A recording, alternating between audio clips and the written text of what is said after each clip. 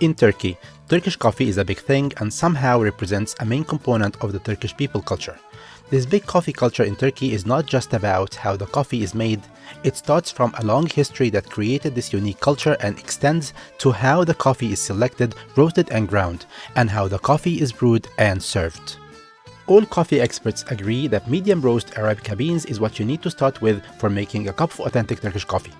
I have here 150 grams of coffee beans that I'm gonna grind myself just before brewing to make a cup of coffee that is as fresh as possible.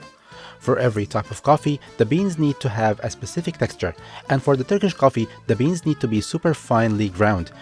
I found out that the smallest setting on a standard household burr grinder does not give you the super fine flour-like ground coffee that you need for making Turkish coffee.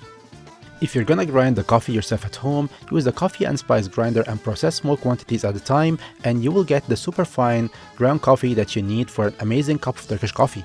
To brew the Turkish coffee, you're gonna need what the Turkish people call Jaffza, and Jaffza is a traditional copper coffee pot that is perfect for making this type of coffee.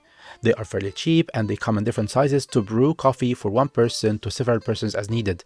To make 1 cup of Turkish coffee, use 6 grams or 1 heaped tablespoon of super finely ground coffee beans and add 65 milliliters of fresh room temperature water and stir.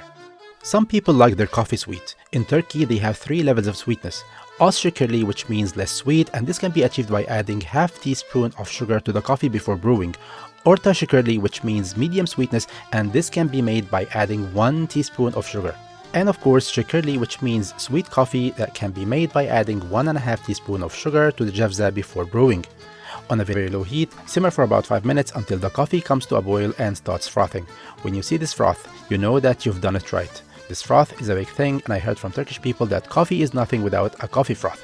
So if you're making coffee for more than one person, once the coffee is ready in the Jaffza, get a small spoon and add the froth first on all cups equally, and then pour the coffee so everyone gets to enjoy an equal amount of this delicious coffee froth in their cups. If you want to have the real Turkish coffee experience, once the coffee is ready, pour in authentic Turkish Ottoman-style coffee cups, which are the preferred coffee cups by the Turkish people, and serve with some Turkish delights. These delights are very popular in Turkey and a must-have with every cup of coffee.